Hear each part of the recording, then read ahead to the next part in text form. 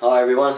Had some queries through on combi boilers and how to drain them and refill them with Fernox or whatever inhibitor you prefer to use. There's several different types, but that's your choice. And I do suggest you do refill them with inhibitor. It's always best on the central heating system. But one of the questions I've been asked is how to drain it, actually drain, and where to find the drain valve. Now, this here is a drain valve.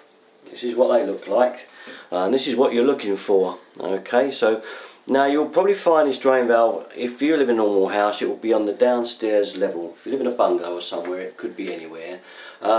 This is the drain valve, and it will probably be near a radiator. It could even be at the bottom of the combi boiler, on the pipes before they come up into the boiler. So have a check there, but usually you may find it on a pipe run at the lowest position in your heating system is where you'll find this drain valve. Okay, now with a combi boiler you don't need to turn the water off. Okay, you don't need to shut it down.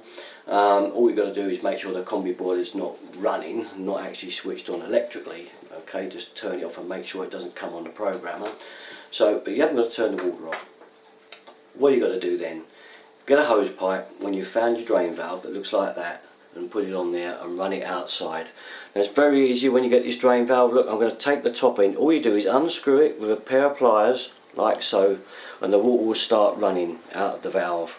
You'll also get a little trickle out of the end of here. It always does because it's of the way they're made.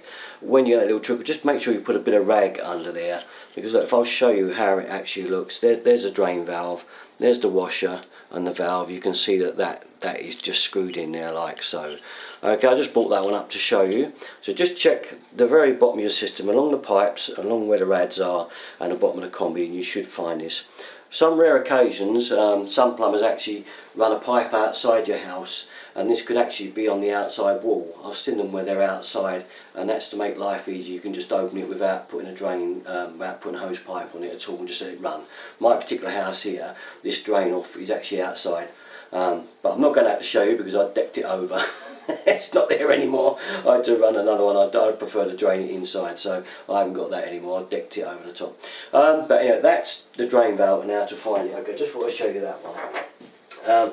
So don't worry about turning the water off. Okay, I've showed you where to find the drain valve. Now the other one is adding inhibitor on the refill for a radiator, because when you fill it back up, whatever job you've done, if you've moved the radiator, taken the radiator off or changed it, you've had to drain the system. Okay, so if you like to follow me to the bathroom. Now there's lots of different opinions on the best place to refill it with Fernox, and there is no determined way. I mean, I always say the easiest rad is the one you should use to fill it up. A lot of people say it should be the rad nearest the boiler. Some say it should be the rad furthest away because it flushes through more.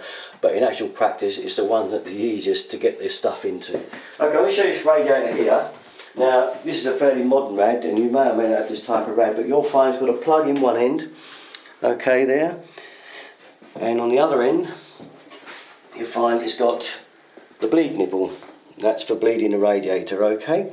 So, what to do? Once you've drained your system out, and don't forget, when you drain your system out, this is very important as well, to open all of these air cocks on all the radiators. That will mean that all the water in all the rads will empty out.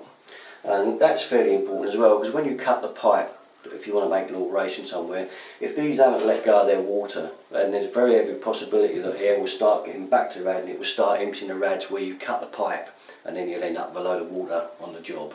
So the other thing probably I forgot to mention earlier on, when you do actually drain your system out, as it's draining out, come around all the radiators, start at the top of the house because they will empty first if you're in a normal house.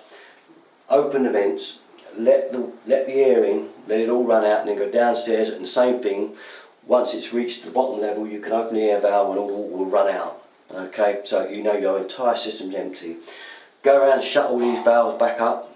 Don't try and refill it before these valves are shut back up, okay, otherwise you're going to have water squirting out at the end of all of them.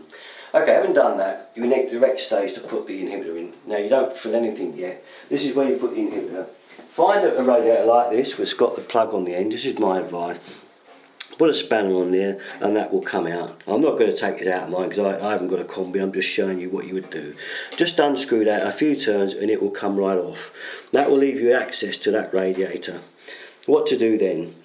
Okay, you get a bit of hose, a bit of thin hose, you post it into there and you get a little funnel and you put a funnel on the end of the hose. So what you imagine, I'll show you on a bit of paper in a minute, is a bit of hose with a funnel, and then you've got your bottle of Fernox or whatever one you want to use, your MB100, and pour it in. Now you can also flush a system out first if you want to go the whole hog. If you've got a really old system, it's been running a while, it may want flushing first. You can get flushing fluid that you can put in first, fill it all up, let it run a day or so, let it flush through, and then drain it all again, drain it all out, and then put the inhibitor in. That's called flushing fluid, and that's also recommended mainly on really old systems where they're not working very efficiently.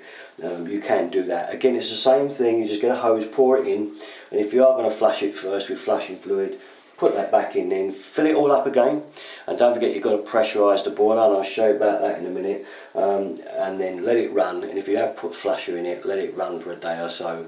The recommended dosage will be on the bottle, the amount of time to leave it anyway. Just go by that, and then drain it all again as I've done before, and then put your Fernox or your MB100 or whatever one you prefer to use into the rad like I've told you, and that will put it back in the system. But now I'm going to take you down and show you on a graph and a bit of paper a bit more detail so you can see what I exactly mean, because I don't want to take this off. I've not got a combi here anyway, it's just a normal domestic system. So if you follow me down. Okay, so there we are, there's the little drawing I've done, and there's the plug in the radiator to undo.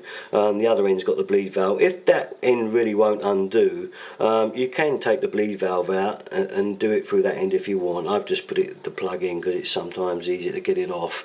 But if it really is tight, go the other way. Okay, and as I've showed, as I said in the bathroom there's our hose going into the rad, a funnel on top, and the inhibitor being poured in.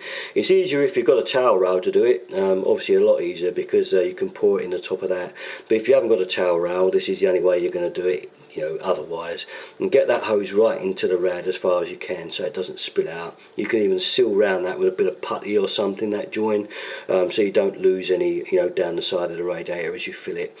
Okay, but that's a simple tip for that one.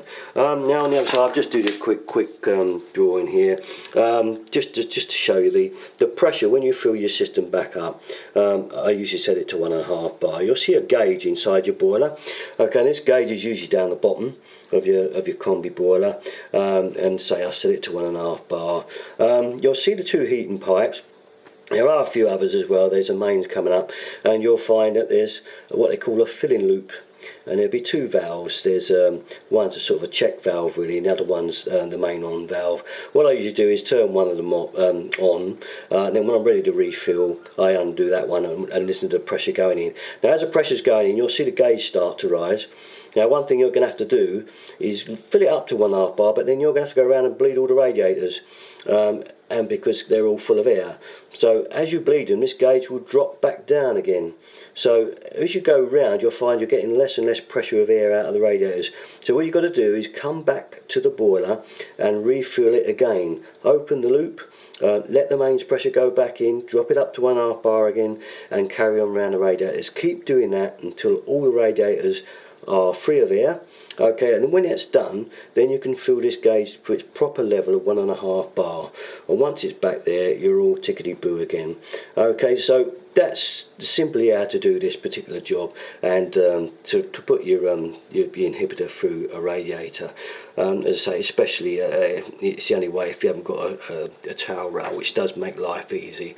And that's about it really. I was just asked about that one, and I said I'd do a little video on it, just give you all you guys that need a hand out there a helping hand. Okay, thanks very much for watching. Derek33 for all my videos, and don't forget to subscribe. Thanks very much for watching.